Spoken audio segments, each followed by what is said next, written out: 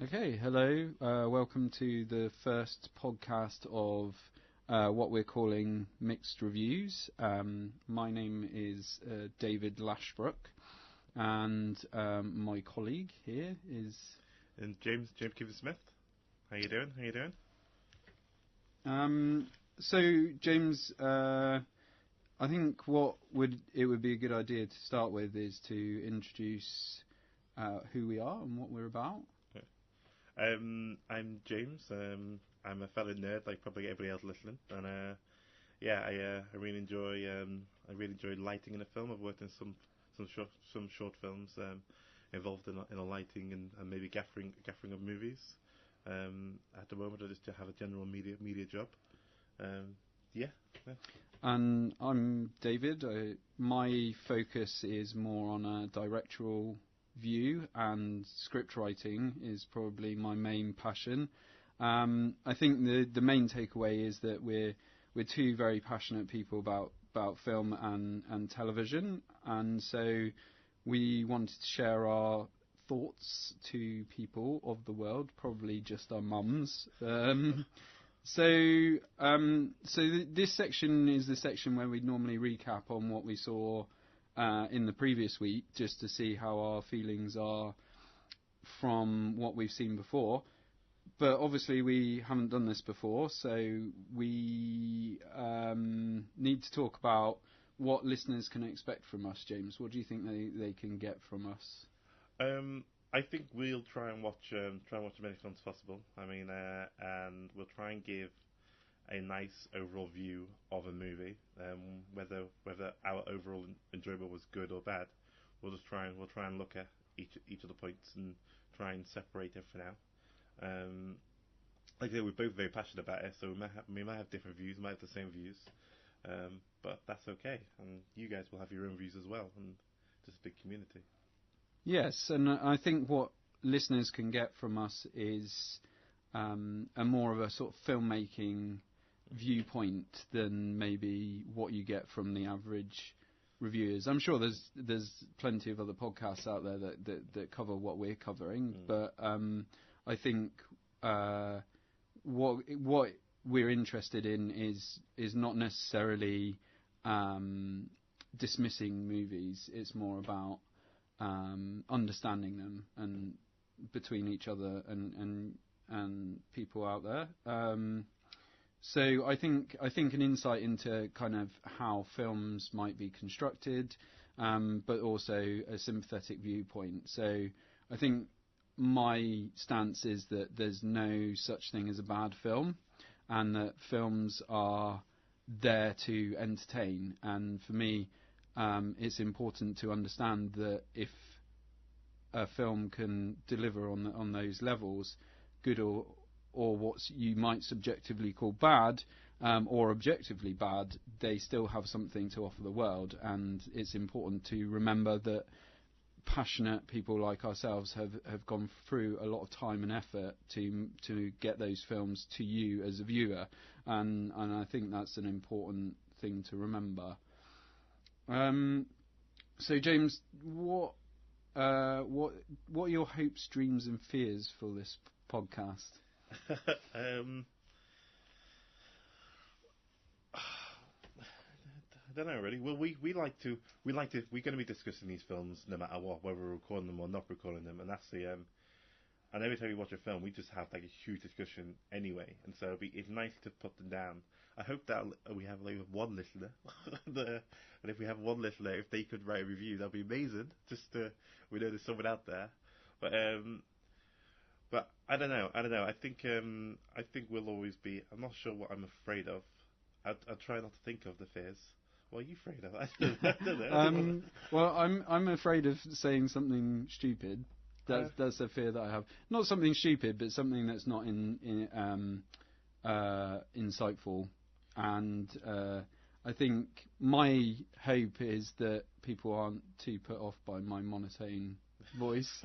My dreams is that we have, like you say, a few listeners, maybe more than one. Yeah. But both our mums. That's probably. Yeah. Even one of them. We could get 50-50, like maybe one each week. They can take it in turns, like a shift. Yeah. Okay. So I think this would be a good opportunity to talk about spoilers. Yeah.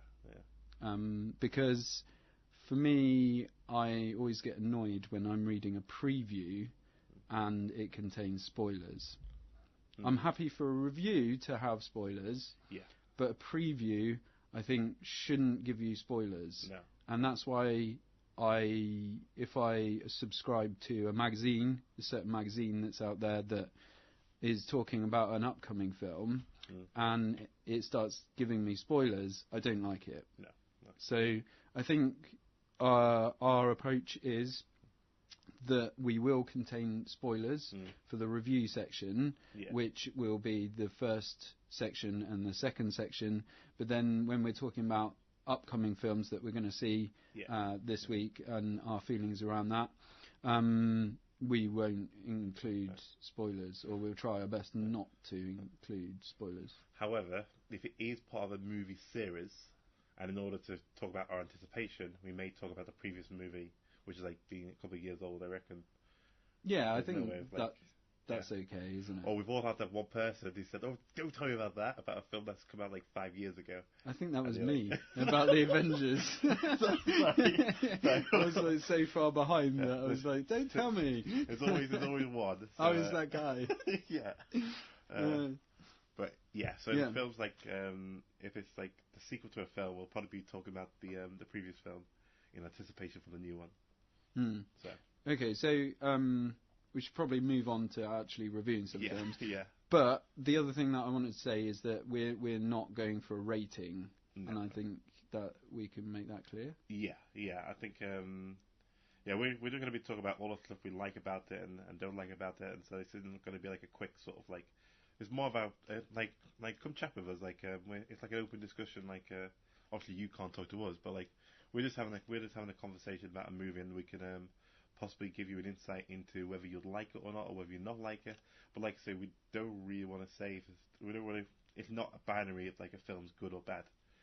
Even if a film isn't really our cup of tea, hopefully we'll describe it in a way for you to understand if it's your cup of tea, you might want to go see it. Yeah, so we're not trying to persuade necessarily, but we're trying to recommend movies for people. So you might tune in to think, well, is this film for me? We might explain it in a way that will get you excited about the film. We might confirm that you don't want to see the film, but that's okay. And we also might say things that you agree with and things that you disagree with, but that's also okay. Unless I say something stupid, and then feel free to call me out on it. We can edit this, it's fine. We'll just cut all the bad bits out. Which is, okay. So the first film that we're going to review ever on this podcast is Black Panther, and I think this is a really good film to begin our podcast journey on. James, do you want to just start off, because you've seen this movie quite a few times now, so you're probably more qualified to talk about it than I. Yeah, I've seen it about 3 or 4 times. Whenever a big Marvel movie comes out, I always go to like the BFI IMAX and always see it for the first time. And the only way to see it for the first time was in 3D. And I think one of the things about this movie we'll probably be talking about, for me especially because I've seen it in 3D and 2D, is the differences, because it does make a difference. And some films are like amazing in 3D, and some films are not amazing in 3D.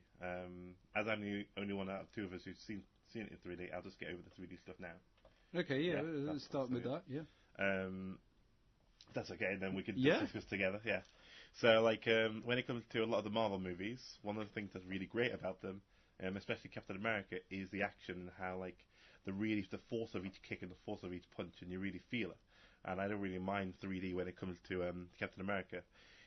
3D in this movie is actually a bit of an issue for me because of how quick the fighting is, and you can't really appreciate the quick movements because you're distracted by the 3D. One thing that I really like about the film as well is how fluid the camera is and how it twists and turns, and like whenever I played a video game growing up, like a racing video game, I always turned with the car. And I always do that with cinema as well. If the camera turns, like tilts, I'll like turn my head. And if you're wearing 3D glasses, all of a sudden you get thrown out the 3D environment. Did you manage to turn your head upside down with that canted angle? I almost did, yeah. Try your best to get it. Yeah, it's like the people in cinema were really annoyed with me, but yeah, it's So if you go and see the film, you know what I'm talking about, or you might know what I'm talking about, but it's in the trailer as well, is it? Yeah, okay. So the full-on like canted 360? I don't know the angles, but it's an interesting shot. It stood out for me. Yeah, anyway. yeah. No, it's I know it's talking about. It's definitely in the trailer, so not spoil it at all. But in terms of the general film, I don't know, let's start off with should we just discuss the actual film and I mean we can maybe talk a bit more about visual effects in a bit then. Yeah. So in terms of a recommendation on the 2D 3D, are you recommending 2D then? Yeah, it's in terms of like the extra money you're paying for 3D. Like I say, the 3D brought me out of the movie, and to pay more money for something to bring me out of the movie I don't think it's worth it. It's a really beautiful movie, and I think it can be fully appreciated in 2D. You don't need that 3D to get that extra appreciation. Okay. You might want it, but for me, like I say, in terms of how I turn my head and how I watch a film, and in terms of the fighting aspects of the film, for me, yeah, the 3D didn't work as much. But like I say, that doesn't mean that's not a negative on the film whatsoever. I saw it again in 2D and fully enjoyed it. So, should we talk about narrative and story first, then? Yeah. Or second, I guess. Yeah. So, what are your thoughts on the overall story, how it fits in with Marvel and? My idea of like when it comes to a superhero show, because superheroes is very poppy and very new, and it's all very very new stuff on your screen, and so it's really hard not to like a superhero film the first time you watch it. And like my idea of a good superhero film is like, if you could take all superpowers out of it, does the film still hold up? Is it still a good film? If you take everything superpowered out of it, does it still hold up and is a good film?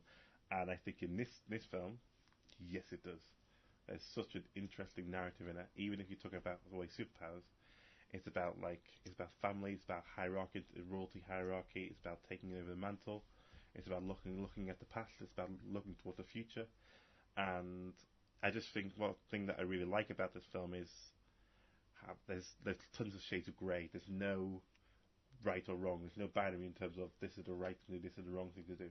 I think the film really, really, really delves into what the right way of leading is, or what's the right decision, and it's not clear what the right decision is often. And I think one of the backlash of Marvel movies is that it's been a bit too binary and it's been a bit too like good side and bad side, and I kind of like this film because it's sort of there are mixes of grey. Yeah, I see where you're coming from. Try not to spoil anything there. I think that's just. Yeah, but we said it's a review, so it's okay with the spoilers. It's fine. It's fine. Yeah. They all die. They all die. Joking. So, I think for me the narrative, although just to disagree slightly, I guess, well, not necessarily a disagreement, but I felt that the narrative for me was quite typical in terms of a hero's journey. So, the twists and turns that you get with a hero's journey. So we're sort of set the status quo of the lay of the land, as it were, and then there's complicated points, but the inciting incident is there. Then there's kind of a call to adventure, and then he sort of attempts it, and then we see the outcome of that attempt, and at the end there's kind of a resolution. So I think for me in that sense, the narrative was quite straightforward. I do agree with you in terms of what you were saying about the family aspect. Yeah. And the themes around leadership, I think, were quite interesting. Yeah. And I can see why you would draw a comparison between previous Marvel films and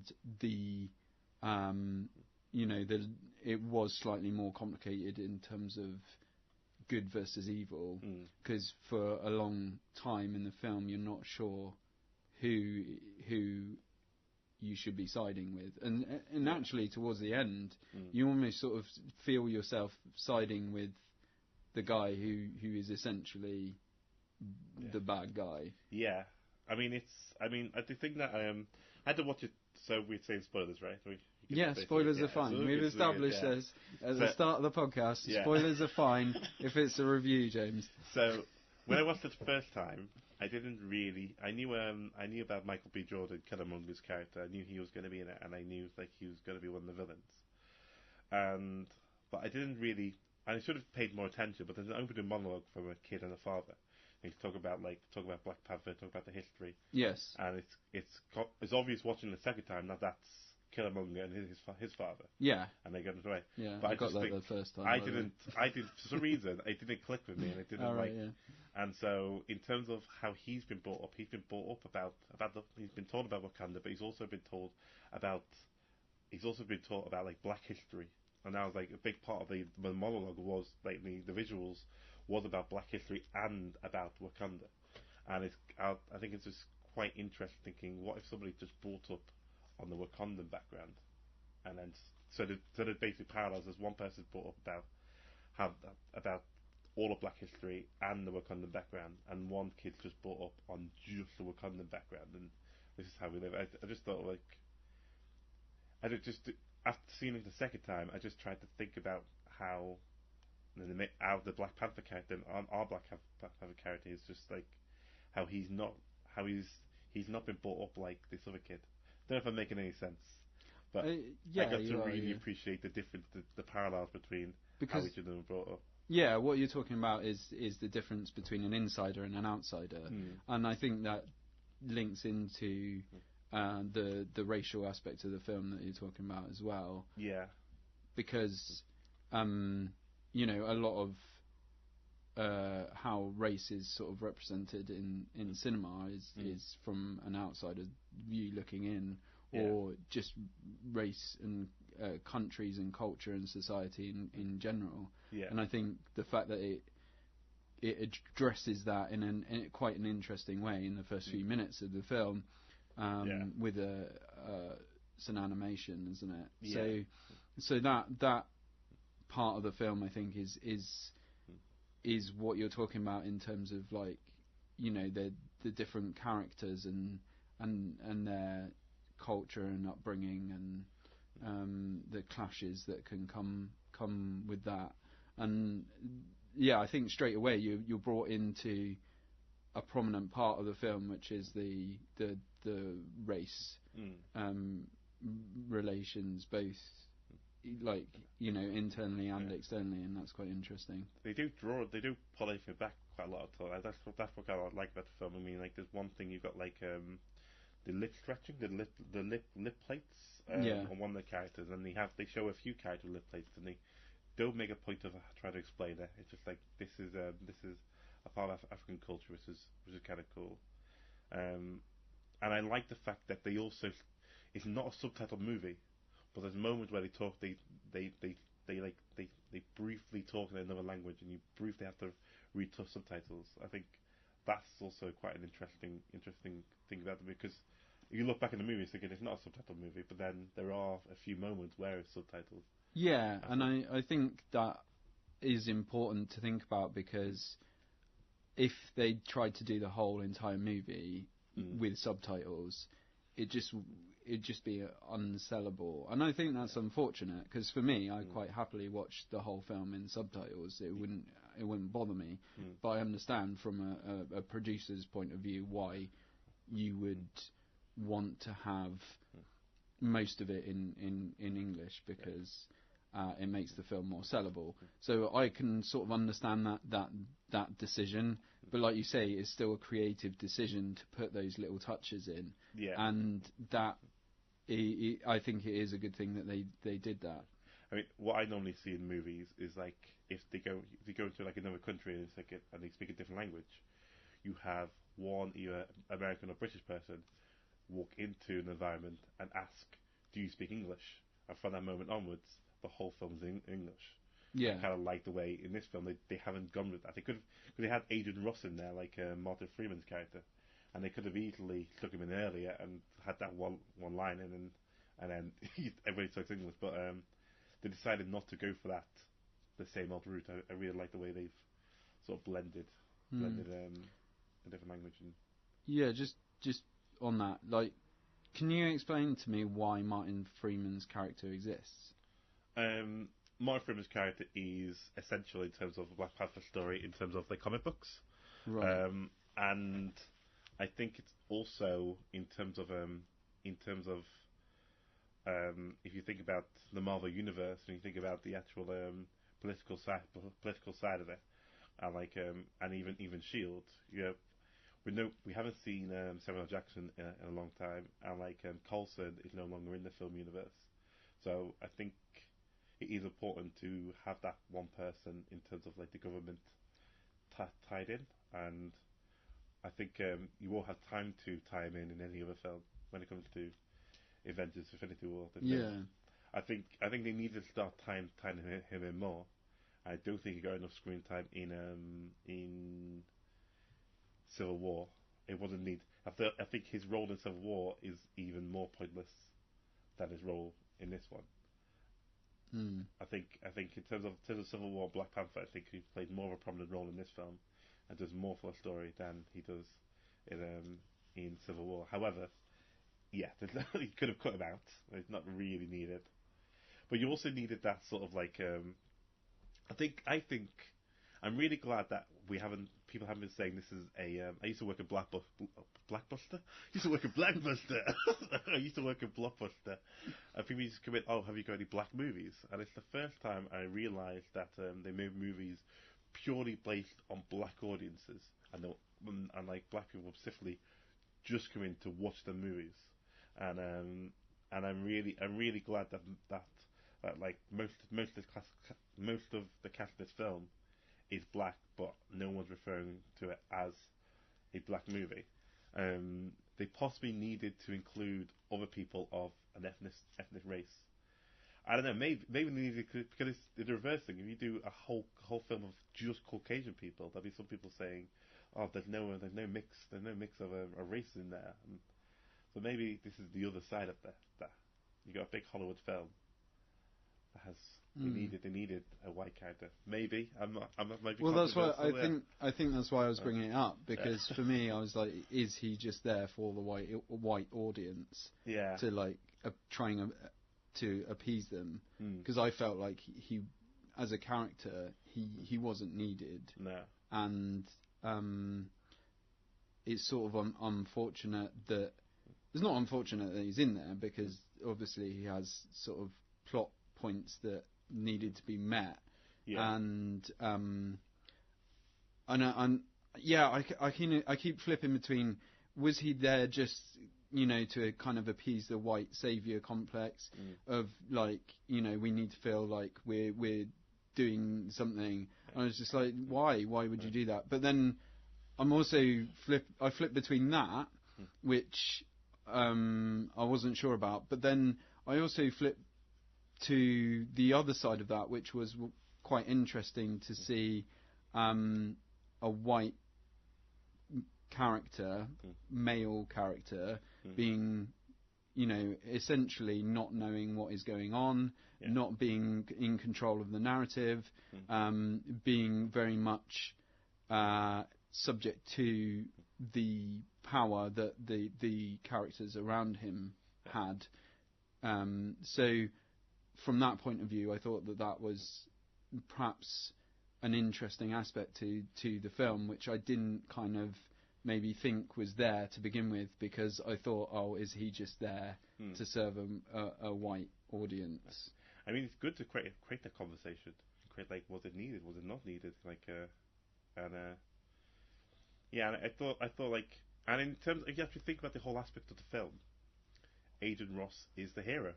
You know, think about they're sending these weapons out to destroy the world, and if Agent Ross didn't step up to the plate, fly the plane and blast down, because Yeah. the army turned around. So basically, even if Black Panther and Killmonger started fighting underneath, and even Black Panther got killed, when Killmonger came back up, he's got a whole army which is now against him, and like Agent Ross is a. This should be called the Agent Ross film, not the Black Panther. This is the whole film. that potentially like puts a spanner in the whole, positive black sort of movie aspect. Yeah. But that's what I was talking about in terms of the white savior complex. For that very reason, that's why I question him being put in there, because it enabled him to, like you say, essentially save the day. Yeah. Which, like, again, is it just serving of the white male character there, which we've seen so many times before, and so I thought, is that the case? But for me, I think what you have to come back to is that he was a bit of a bumbling idiot. Yeah. And what for me was interesting was that there was black male and female characters in predominant roles throughout the film who were representative. We're saying positively, yeah. Representative of.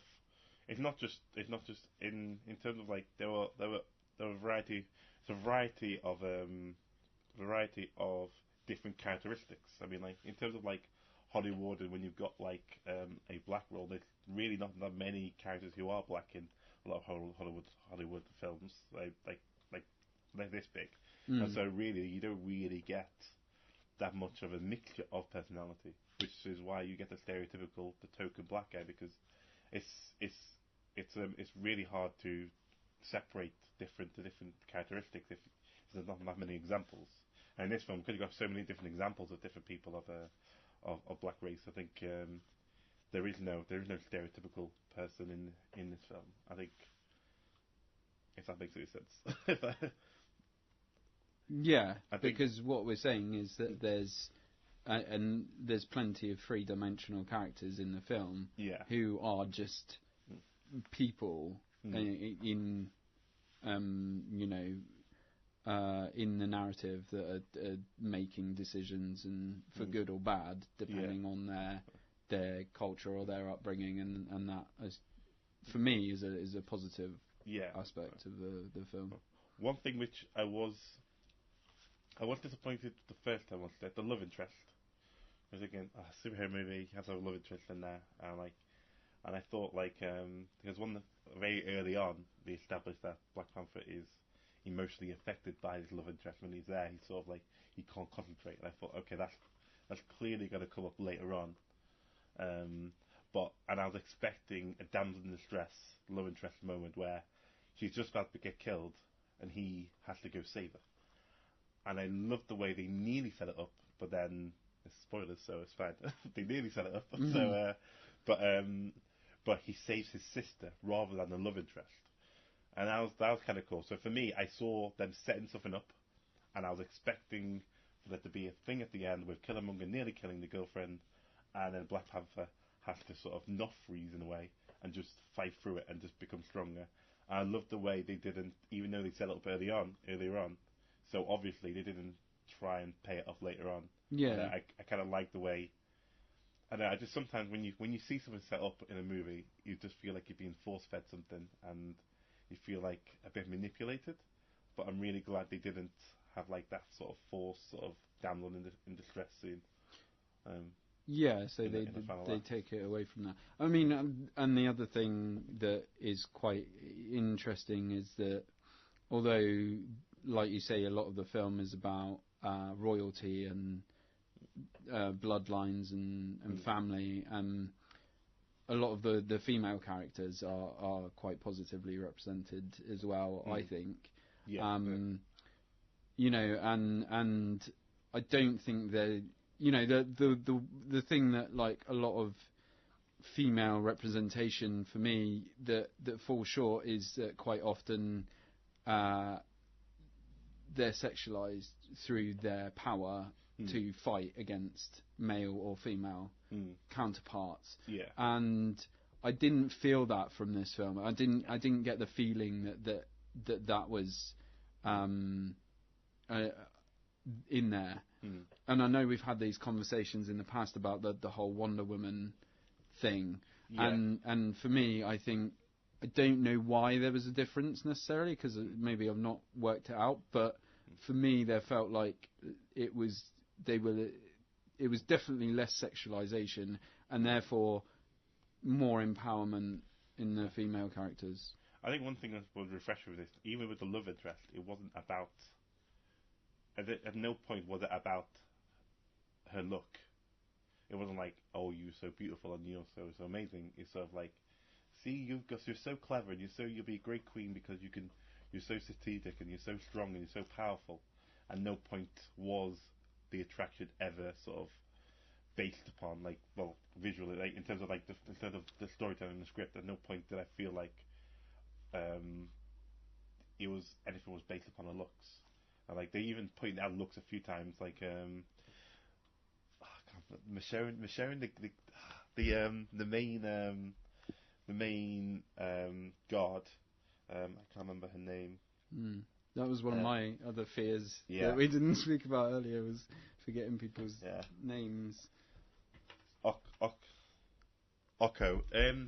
The samurai woman from Walking Dead.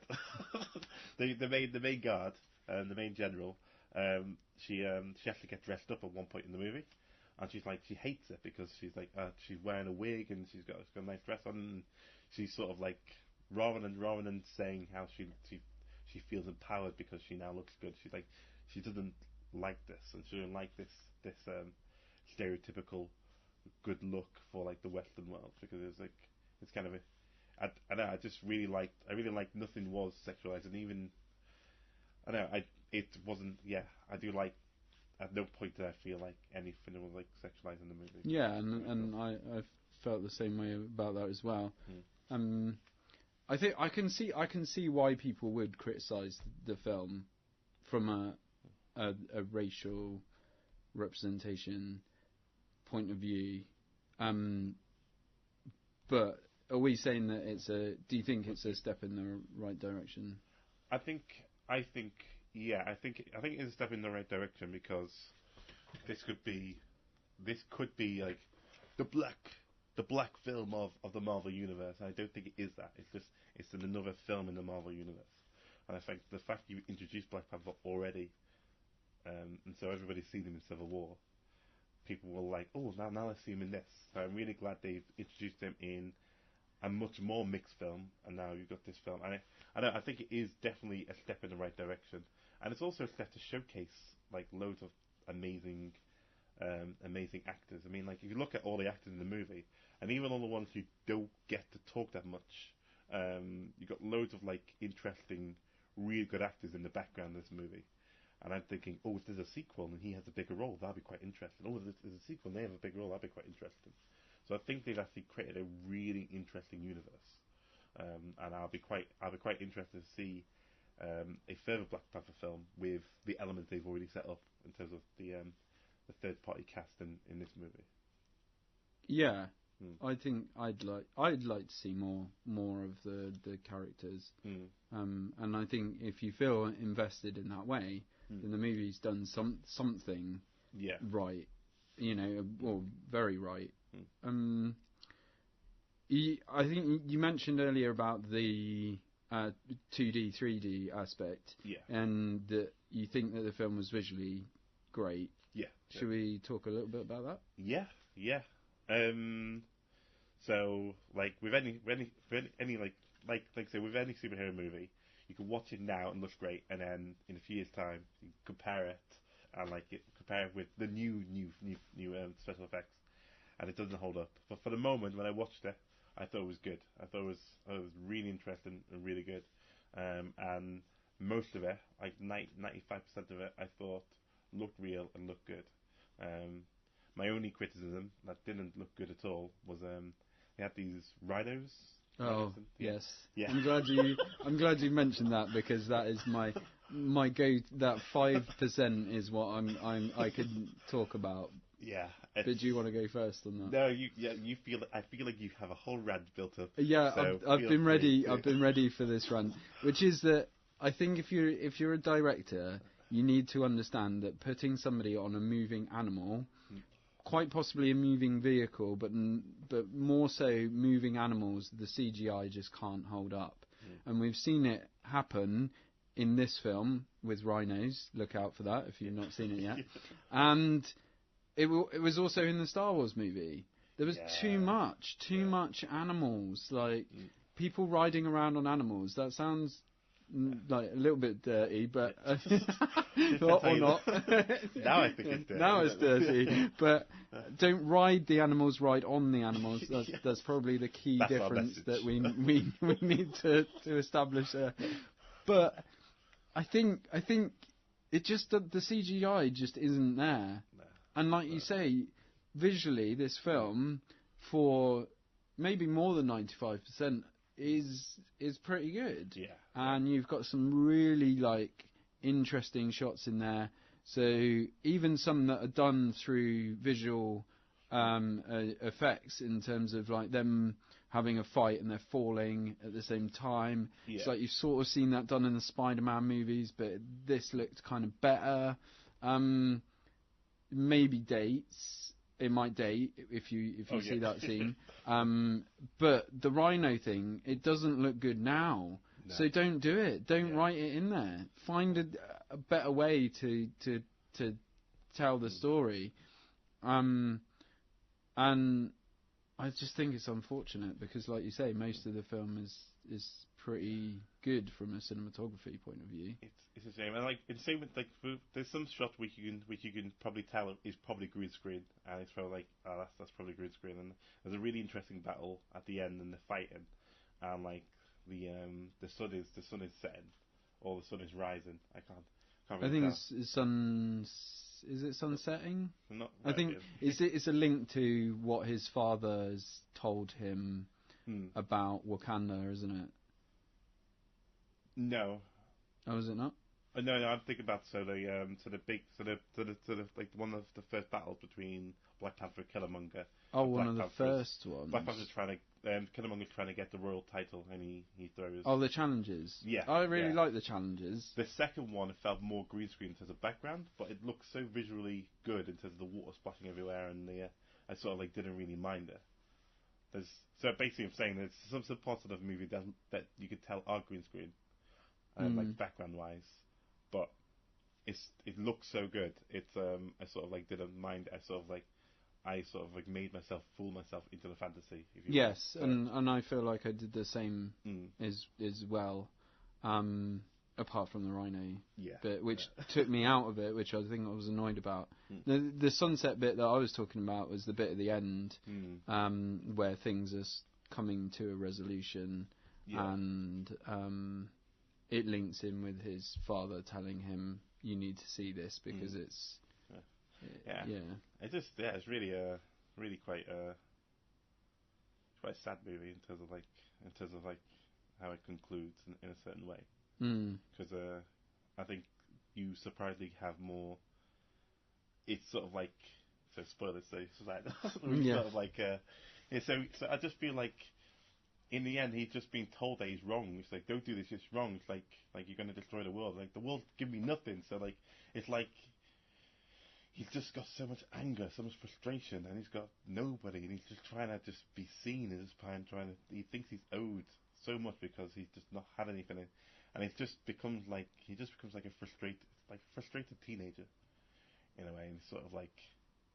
And he's just angry, and I really do like the way our main character Black Panther, he sort of understands that at the end, and he's not trying to. At the end, he just sort of says, "We can fix you up, and we can resolve this." And I kind of like the way our main character changes. Although there's something which I should have mentioned before, because we're looking more about effects now, but the thing that's really got me annoyed about this film is the difference between being king and being Black Panther. They are not the same, but in this film it sort of treats it as the same. I may be wrong, and I'm probably going to get loads of people tell me I'm wrong. I'm wrong in this thing, but basically, the Black Panther is a person who proves himself to be the best warrior within the society, and the king is passed down by blood. Is this going by the comic books comparison? Comic books, and also by the history of the Marvel Cinematic Universe. So, basically, his father was Black Panther, and at some point, someone else took over the mantle of Black Panther, and then at some point down the line, the main character in this movie, he becomes Black Panther, because in Civil War, he was Black Panther. Before his father died, his father is still king at this point, and he's Black Panther. Oh, interesting. So the two titles are separate. So being king and being Black Panther are completely separate. Because, so like in Civil War, there was a king and there was Black Panther. I'm using my hand to demonstrate this, and you can't see my hands. So there's a king and there's Black Panther, and they're two separate identities. But in this film, it was acted as one identity. And it's sort of like, how does somebody stop being Black Panther but still remains being king? And I don't. This film didn't explain that very well. Yeah, you're right. Because for me, as someone who's not crazy into Marvel comics and the stories and the films as well, I mean, I enjoy them. Like with because we went to see it and we're talking about it now. Yeah. But I didn't get that. For me, I thought they were one in the same thing. Well, that's how the film treats it. Yes, but and so I maybe they just simplified things, because I would have never made that connection unless you told me. Yeah, and so it's sort of like, and now it doesn't matter because there's no more heart-shaped flowers, so there can be no more new Black Panthers. But it would have been kind of nice to have that sort of clear, because we're not going to touch upon passing the mantle anymore, because there's no way of actually passing through the Black Panther power anymore. So are we pretty sure that they can't grow new ones? They got a bag of seeds. That's like the after credit scene that we didn't see. It's okay, we got some seeds. We got some seeds. It's alright, you can be challenged again. I did like the challenges thing. I also did like, because there's been some comparisons to, say, The Lion King or something, those kind of story, that particular story. I think what is nice in this story, like you say, is that the main character is an obvious journey, but at least the character learns from that journey, and we see that learning. So in The Lion King, obviously, there's, the dead father. You don't get a sense of, or do you, that the father was this perfect figure in The Lion King, whereas in this movie there's a bit of learning around that I think says something a bit more interesting. Yeah, and it's sort of like it's interesting to see the decision about revealing Wakanda and sharing it. What are the downsides of it? Because, like I say, I think in terms of how the history of the kingdom has gone about, is that they kept it all a secret and they not shared resources, and there's pros and cons to this. And so by now sharing resources, now revealing Wakanda, there must be pros and cons to this going into the future as well. So, and it's like Batman did had it really clearly, when it's escalation. It's like you go around and cap a veil, and now someone's a clown. And so if you escalate one side, then the other side will escalate. And so now you're sharing resources for the nation. What the villains of the world after this film will have access to technology as well. So what will this decision make on all the villains of the future of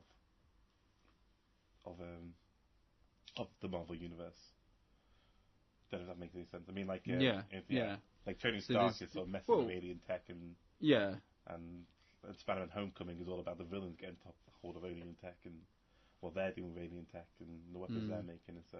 Yeah, and I suppose it all links back to society and what are the consequences of actions, good or bad, which I think as a theme sort of gets brought up in the more Marvel films quite a lot, doesn't it? Yeah, I mean, there's a line. It's like it's hard for a good man to be king, and it's sort of like I thought that was a really interesting.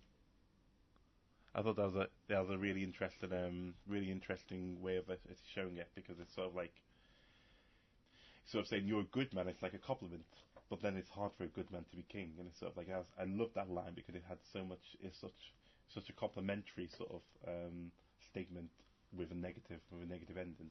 Yes, that was written really well. Yeah, it stood out that for me as well. Do we need to talk about editing much in this film? I feel like it was pretty invisible for me, and that's a good thing, because I didn't really notice it. I didn't really notice it in terms of like it is clear you're going to certain stages. It sometimes doesn't feel like a world. So you go to this stage, and this stage, and this stage. In terms of like, so it felt very studio based rather than it feels like the real world. It feels like you cut to the casino, and then you're in the casino, and then you cut to. I know it just feels very, very, very blocky, very stagey, and. Yeah, because that's why we were quite surprised to see that they'd actually been to South Korea. Yeah, because we watched the credits and we're like, oh my god, they actually went to South Korea. Like, wow. What did they do there? I'm assuming it's like the car chase scenes. Yeah, because the internal casino bit could have been done anywhere. Like so, it's a very expensive shoot. If it was casino based. If it was Korean based. In terms of music, I thought the music was excellent. I think one good thing and bad thing about modern day movies, especially Marvel movies, is like the soundtrack. It's got like epic songs, and they've got like really interesting songs, and you'll watch a scene, it'd be like a music video for that song. And I felt like with this film, they mixed in the music and the sound editing was mixed in so well. I didn't feel like, oh, that scene when that song was playing, I didn't feel like it was chopped up into songs of the movie. I just felt it mixed in quite well. Yeah, I thought that as well. They blended the music very well in that sense.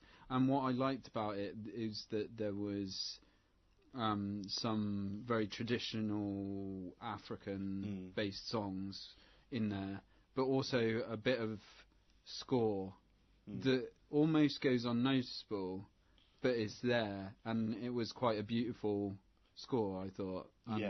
And that kind of blending, like you say, when I heard it at first, I was like, "Oh, does this work?" But it really worked for me. Yeah. Well, I saw the trailer for like the soundtrack of Black Panther, and I started listening to all the songs just before the film came out. I started listening to all the snippets of the song for on the soundtrack, thinking, "Oh my god, I can't really see these in a movie. I can't really grasp them in the movie, and I can't tell you when these songs came in the movie, but I'm sure they're there and they're blended in, and it worked really well. There's no issues in terms of the sound editing for this movie. Yeah. Okay. So I think hopefully you can tell that we both quite enjoyed this movie, but I mean, with a Marvel film, to ask who is this film for is I think an obvious question, but we're going to do it anyway. So, what do you think, James? I think the film is quite refreshing because it doesn't really rely on that many of the Marvel movies. So you see in a group of people, and someone hasn't really caught up with all of them. I'm not really sure. I think you can actually go into this movie quite blind. I think the movie does actually stand up on its own, and you don't really need it'd be nice to see all the other movies, and definitely Civil War because it's tied a lot with Civil War. But I think the movie does hold up on its own. So we're obviously going to go out with a group of Marvel people, like Marvel fans. However, there's one or two people that haven't seen the movie, not really into Marvel movies, haven't really got into them. I think this might actually be an okay movie to say, well, come along anyway, you might enjoy it. Yeah, I agree with that, and I think that's why, coming back to the hero's journey thing, it does, like you say, it's a self-contained movie. You could watch it without having prior Marvel knowledge and that being okay. Yeah. And all I've done there is just repeated what you've just said. Okay. But I think, would you recommend it for somebody who doesn't like superhero films? Yes, I do. I mean, like I say, it's got elements of yes, because because the storyline isn't integral to the superpower. I mean, in fact, you can take superpowers out of this movie, and it'll still be the same movie. Yeah.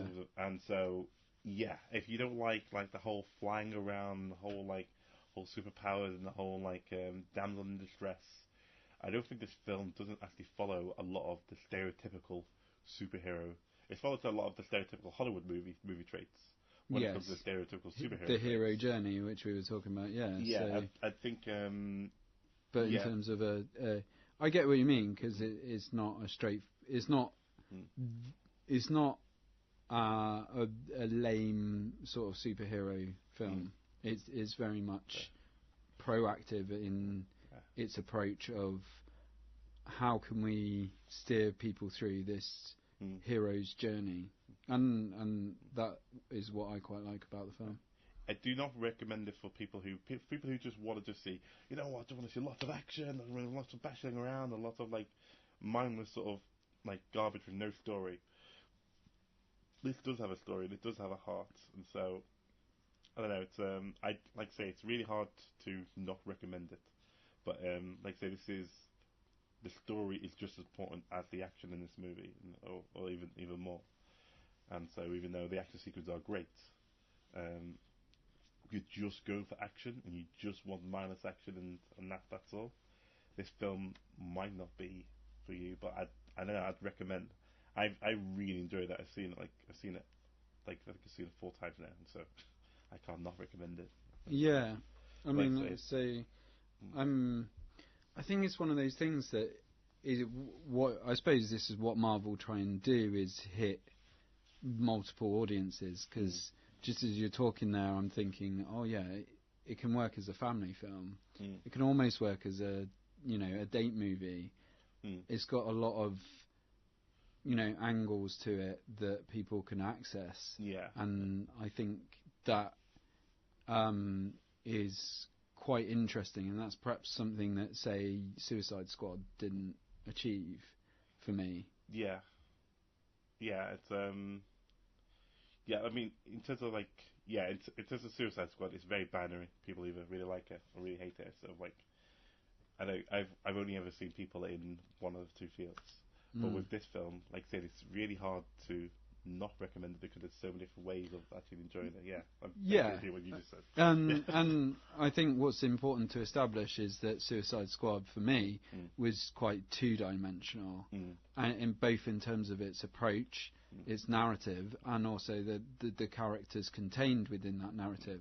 Whereas this film really gave a sense of three-dimensional world within a world, characters within a restricted world, that have relationships with each other, and some have relationships to the outside world, some don't, and you got a feeling that there was, like you say, family relationships, family dynamics, and royalty bloodlines, and this kind of three-dimensional feel, and I think what we should maybe finish on with this is the bit that you were saying about the movie having heart. Yeah, it's So I just got at the end, and so I was a bit stupid. I didn't realize that the whole movie, the beginning of the movie, was shown from Killinger's eyes.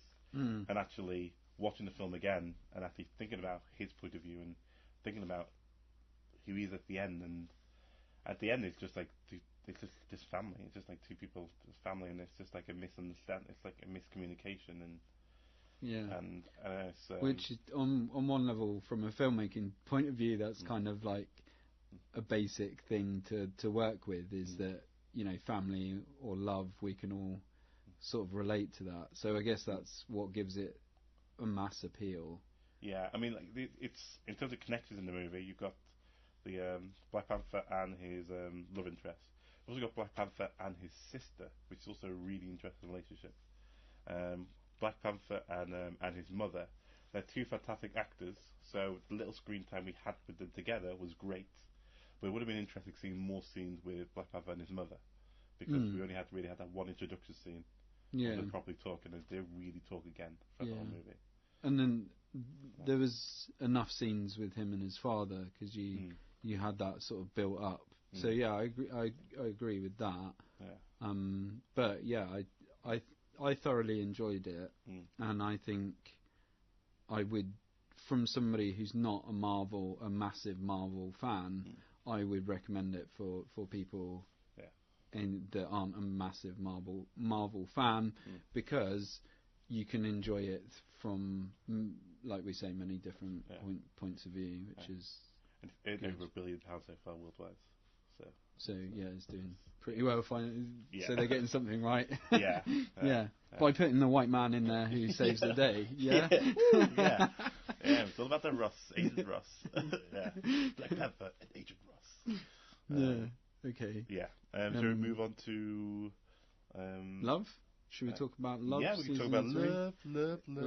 We have to. We've committed now to calling it mixed reviews, not mixed pigeons, and so we have to cover a bit of TV, which I like to think about the fact that maybe this is more my area, because you go to the cinema more than I do. So Love season 3 is obviously of the kind of Judd Apatow. Am I saying that right? I didn't know what was him. So it's part of his kind of vehicle of shows and films, I guess. Sort of, I don't know. I guess you could put this show somewhere around you could sell it, I guess, as kind of a more male orientated version of Girls. Okay. But I'm not sure that the show really delivers in a way that Girls does. I think I draw that comparison because it's about a group of friends and their relationships and romantic relationships as well. But also there's a lot of awkward humour in there where characters are saying maybe something very awkward, or they're doing something awkward that other characters are reacting to. So I think for me, I draw that comparison, I guess, which I suppose is not too dissimilar from some of the other Judd Apatow sort of driven vehicles, but I think sometimes they can draw on other aspects that don't give the viewer a sense of the character's makeup, I guess. So I think sometimes some of the stuff can be a bit two-dimensional, not three-dimensional, but I think that's maybe a harsh criticism, because what he does do very well is kind of male, middle-aged sort of problems. In comparison, because I've seen the first series, I'm not really pushed through to the second and third. Is it on the same? So does it evolve into a different sort of show? No, I think in some ways it deliberately stagnates. I think the relationships between the characters evolve, but as a show, I don't think it it necessarily develops or evolves into something that it wasn't at the start. And I think that's what I quite like about it, is that from the start, season 1 is very hard-hitting in terms of the situational comedy, the awkwardness, the dry humour that you get from the main character, Gus, who is very uncomfortable in many different social situations, which creates humour. And I would say that this show is not necessarily a laugh-out-loud show. It's one of those shows where you think, oh, yeah, that's happened to me at some point. Like, I've turned up to a party too early because I've got the time wrong, and it's really awkward. Or you've been around somebody who's done something ridiculous and you don't know how to react, so you start trying to diffuse the situation. So there's a lot of that in there, which I don't think it loses in season 3. One thing that I loved about season 1, I think the reason why I probably haven't continued, because I like I say, I loved season 1 and just didn't continue it for some reason. And I was thinking about it the other day, because you said you've been watching it. And I realised, because what the show does really well is that your perspective on what a good character is, you place on one character, and your perspective on what a bad character is, you place on another character at the start of the season 1. And by the end of season 1, the person who you thought was, I guess, stereotypically good person, and the person you thought was stereotypically bad person, they just get mixed up. They swap over. Yes. And for me, that's sort of like it sort of concluded. It was an ending rather than I must watch the next season for this. So I should just dive right into it. But I thought that was kind of interesting, the way it changes my perspectives on what is right and what is wrong, and what is good and what is bad. And I think that's why I draw the Girls comparison, because when you watch Girls, it's similar. I watch Girls. Sorry. the program. Yeah. The female empowered characters within that show have relationships where somebody does something that's a little bit shitty or a little bit bad to somebody else, and then you sort of think, oh, that's a horrible thing to do, and then the other character does something that's like, and they're sort of in switching in that sense. And I think Love season 2, from what I remember, and season 3 continues that. So you think from the start of season 1 this is going to be a show about Gus, who is a bit sappy and a bit of a fancies the very hot girl Mickey, and you think, oh, okay, this is going to be about another geek trying to get with a super hot girl. And what the show isn't is that, and it's more complex than that, and it's more about how characters, like you say, on the surface can seem like they want to please everyone, and but they can be a bit nasty as well. And what season 3 does is, which is I think is quite interesting, is it goes into a bit of the backstory as to why Gus is the way he is.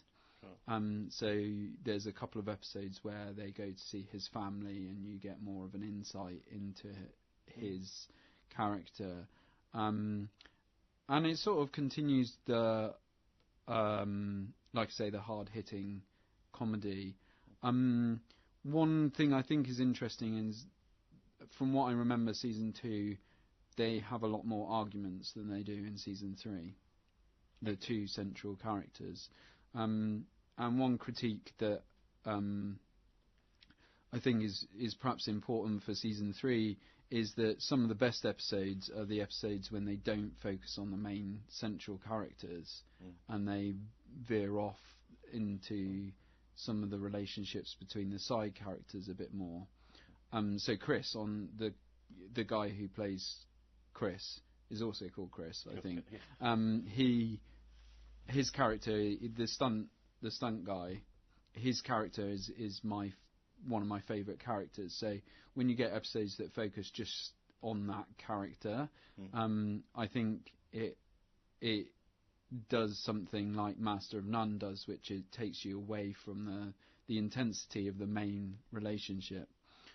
There's a couple of episodes in there, well, one episode in particular where the two main characters are ill, which brought the season down a little bit. And I think it's come from a place of, oh, hey, there's never been a show where two characters have been properly sick together in a situational comedy. And I think the reality that comes out of that is that they had to write in other story aspects to sustain a 20, 30-minute episode. And unfortunately, it is intense, but it just doesn't work, unfortunately. So it's bold. It's still bold, and I like that it's bold, and I like that it tries to sort of push boundaries. But I think the reality is that you probably haven't seen a situation comedy that focuses on ill people for the majority of the episode, because it's just not fun. It's just not funny to watch. Which is, so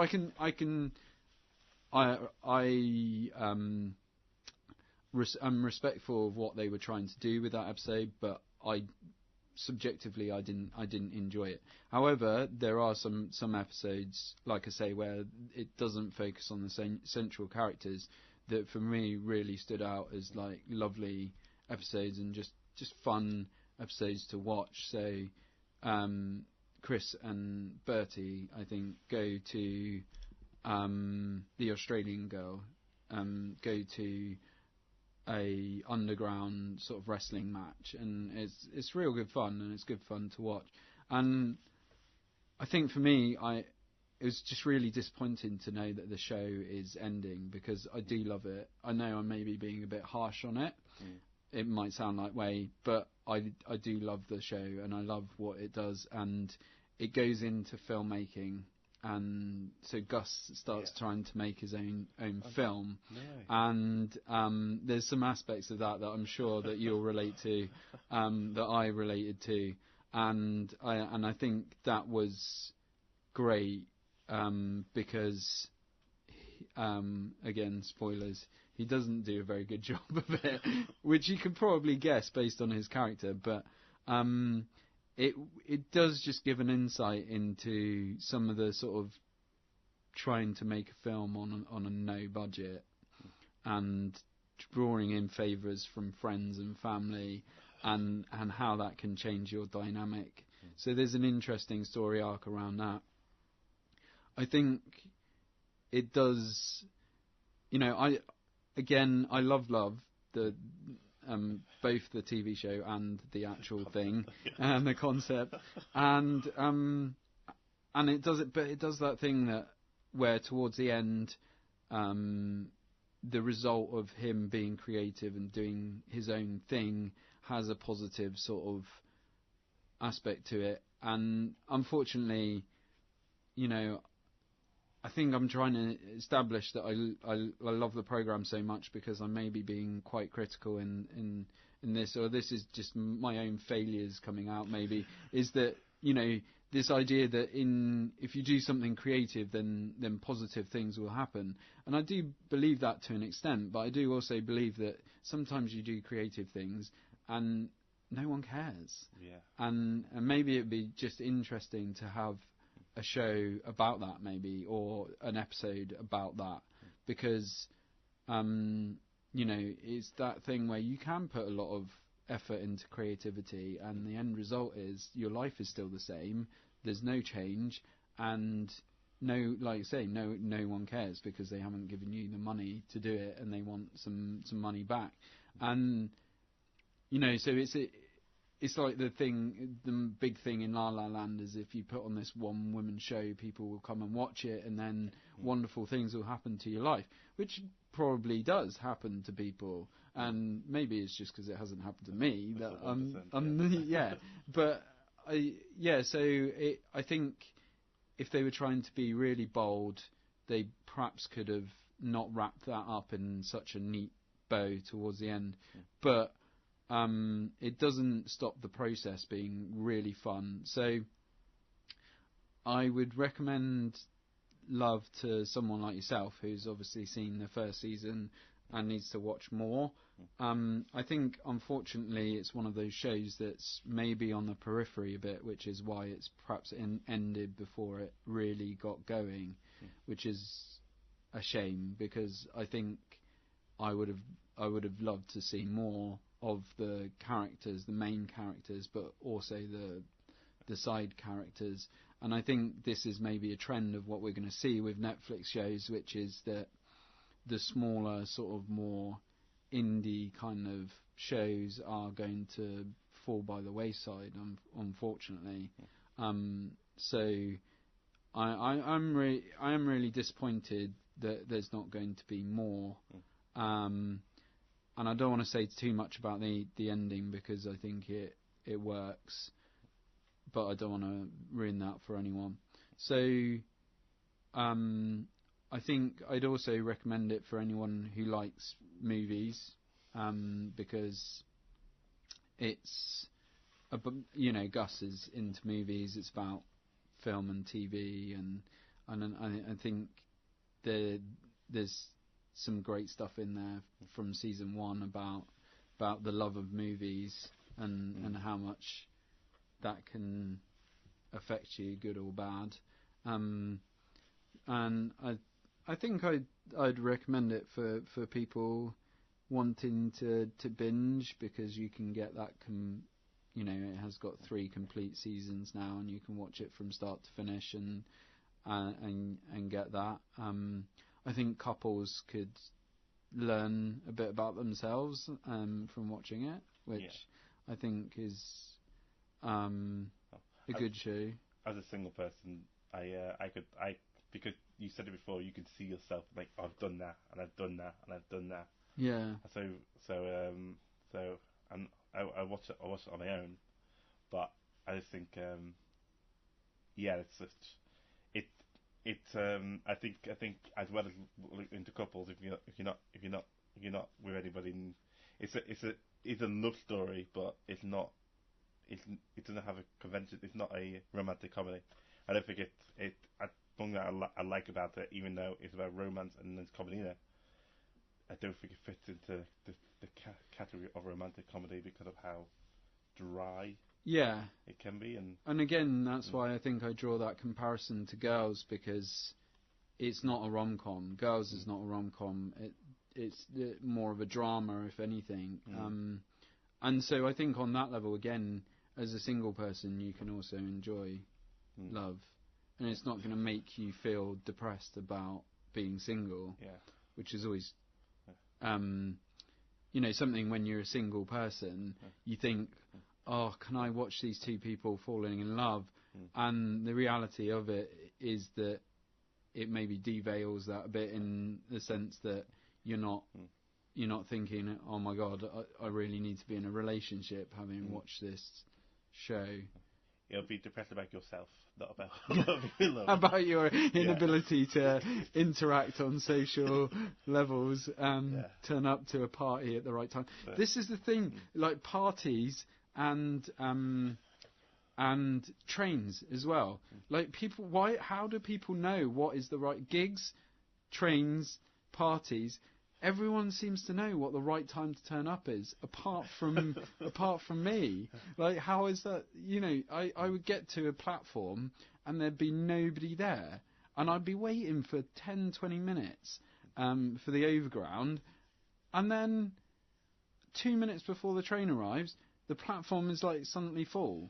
Like everybody suddenly arrives. I'm like, I know it's probably like there's probably an app or hundreds of thousands of apps, but also it's just like, when there's no strict rule, people seem to know, and I'm like, how do people know? And one of my favourite bits of Love actually is the episode where he goes back to see his parents, and they're obsessed about roads and how they got there. Have you ever had that? This for me is something that I can relate to in a massive way, which is like parental figures being obsessed about how you got somewhere via roads. Did you take the A40, or did you do this? Were there roadworks on this road? And you're like, I don't know. I just drove here. I just got in my car. I put my sat nav on, and I just drove here, and now I'm here. But what did you do at this road? And what? I don't know.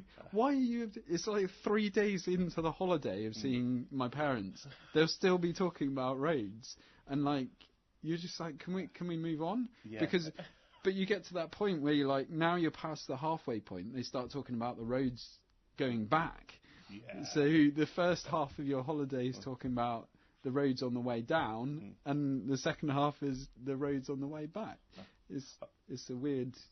I love the public talk about roads and like the morning news. I don't watch the morning news that often, but like sometimes you get like a traffic report that said, "Oh, Sandra's told us about like some roadworks on this road," and "Oh, Paul just told us about some heavy build up on." It feels like a secret sort of club, secret society. Like we've not got official news, we've got you guys. Are our people. Yeah. Well, I suppose that's the change of like Twitter is helped facilitate that change into the people delivering the news. Yeah. That's when you get news segments where it's just like half an hour of people talking about Twitter, and you're like, well, I could have just read Twitter. Yeah. You know, like why are we talking about this? Okay. So we sort of sidetracked there, but I think Love doesn't fall short in its delivery of season 3, and I think for me what is great about the show is that it's pretty consistent for me. So I would recommend it for a lot of people, especially white, middle-class, socially awkward people with first world problems. So that's where I think Love lies. So looking forward to this week then, and our review next week. Remember, no spoilers at this point, because we're previewing, not reviewing. So I watched. I might just hint. Well, I've seen Jessica Jones. Not sure. We might talk about that next week. We might not. We can do. Although I've just started The Punisher, so maybe because I want to watch that first before Jessica Jones, so we could Punisher. And this week I will be watching Peter Rabbit, the muchly anticipated Peter Rabbit, and I'll also be watching Tomb Raider. So, are we agreeing to focus on Tomb Raider next week? Tomb Raider is probably going to be the one we talk about next week. Yes, because I would like to talk a lot about computer game adaptations. Yeah. So. Although, I'm kind of looking forward to this one. I enjoyed the other two the other Tomb Raiders with Angelina Jolie, simply because of the film that was advertised, the film you got, and I think a lot of nowadays with when it comes to the video game adaptations, it's about this false sort of like narrative and false sort of impression of what the film's going to be like. And I don't know. I don't mind it if they shoot in a certain way and they advertise it in a certain way and it's just silly and it's just I don't know. So from what you've seen of Tomb Raider so far, what are you expecting then? I really enjoyed the trailer. The trailer was like nice and serious, lots of action packed, and like had a really cool story. And even though I've not played the Tomb Raider game, the latest ones, it really did remind me of the visuals of the latest Tomb Raider games. The only thing that got me a bit worried about it was like the little joke at the end with Nick Frost. And they have like a little quippy joke at the end of the trailer. Right. And I'm thinking, okay, I'm hoping there's not a lot of comedy and stuff in this. Because one thing in Black Panther was kind of cool, that it wasn't a comedy. There's comical moments in it. And it's like, oh, that's really funny, that's really good. But it wasn't like any like laugh out loud sort of like. And a lot of like these big films nowadays have like, okay, we're gonna have this big laugh scene, this big laugh scene, this big laugh scene, this big laugh scene. I'm hoping there's not a lot of joking in Tomb Raider. Hoping it's serious and hoping it's cool and hoping she raids some tombs. That's all I want to see. Okay? That's all I want to see. Just want to see. So yeah. And that doesn't sound dirty at all, James. No. Now that you point it out, it's not dirty. But why is it my job to point out how things could be dirty? Could have moved on. But he could have just moved on. But you want to see somebody raid some tombs. Yeah. I guess I hear what you're saying in terms of wanting to. You want it to sort of do what the games did.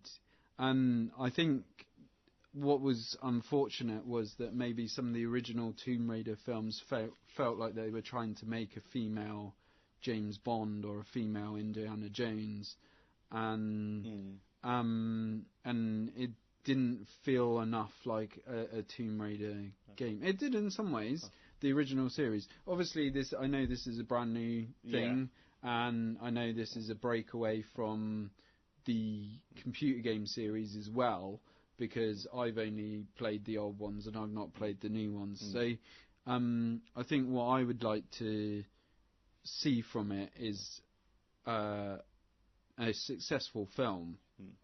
And what I mean by success is a film that entertains me as a film and isn't trying to be fan serving in terms of the games. And I think the problem is that I was disappointed by Assassin's Creed, and I'm still I've still got that fresh in my mind. But then I've also got the childhood growing up on Street Fighter the movie.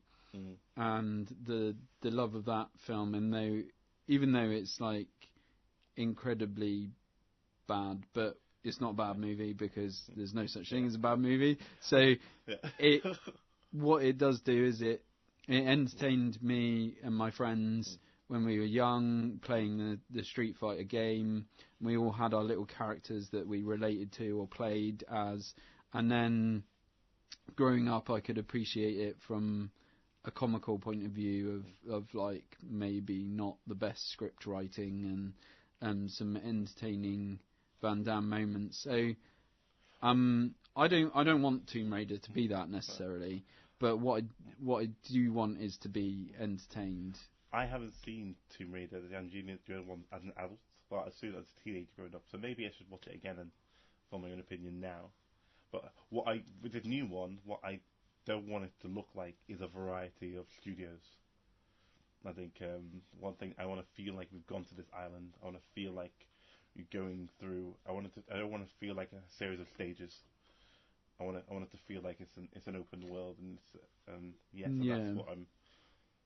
that's what I'm hoping. Yeah, which is what I guess Indiana Jones does quite successfully. Yeah.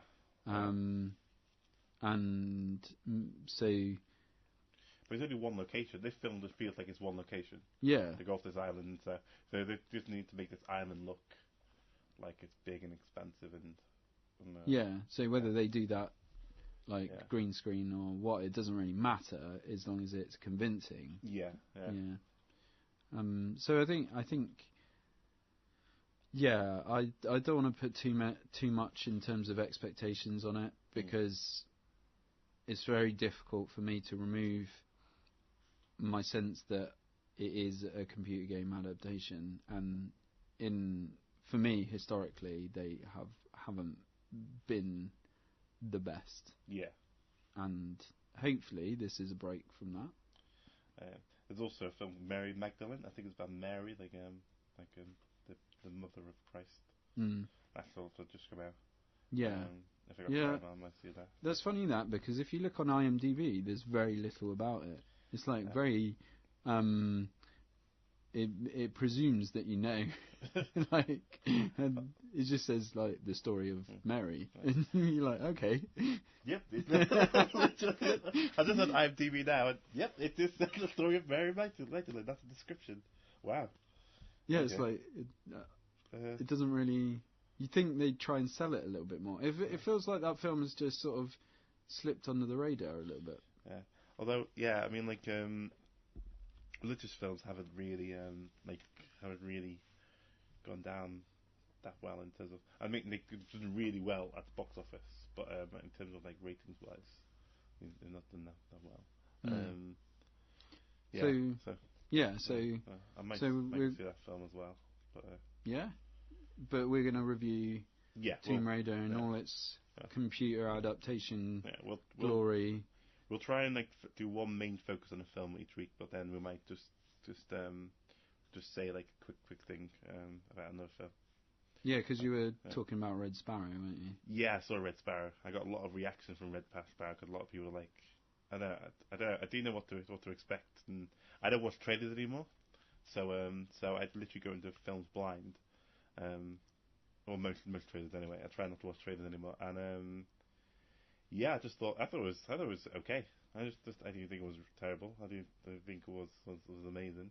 I thought it was really well acted. I thought it was it tried to be really clever and tried to put things down, but every time there was like a random scene, I kept thinking, why is that there? And why is that there? And why is that there? And why is that there? And at the end, it's like a string of like all these scenes together, like oh, you weren't meant to see you weren't meant to take notice of all this. When it tried to be really clever at the end, and it was okay for me, but it was not a terrible movie. If I paid money, because I've got a cinema card, but if I paid money separately for the movie, I'll just be okay with it. Thinking, okay. And I watched the trailer afterwards, and the trailer suggests that it's more fast paced and more action paced. But apart from that, the trailer doesn't falsely advertise the film. Okay, good. So might get around to that. So I think. Well, we need to wrap it up. Like an hour and a half is. So, if you've managed to stick with us for an hour and a half, which is no mean feat, so well done, Mum. Well, thank you. And to anyone who's not our mums, we really hope you enjoyed this podcast, and hopefully we can develop it as much as possible. And we'd love to hear from people and interact as much as we can, answer questions. Obviously, we've established that James is single, so if you like the sound of his voice, give me a ring. No, it's not a dating service. Okay, so so we're Mixed Reviews. I'm David. I'm Joe Keever Smith. And thanks for listening. Okay, bye bye.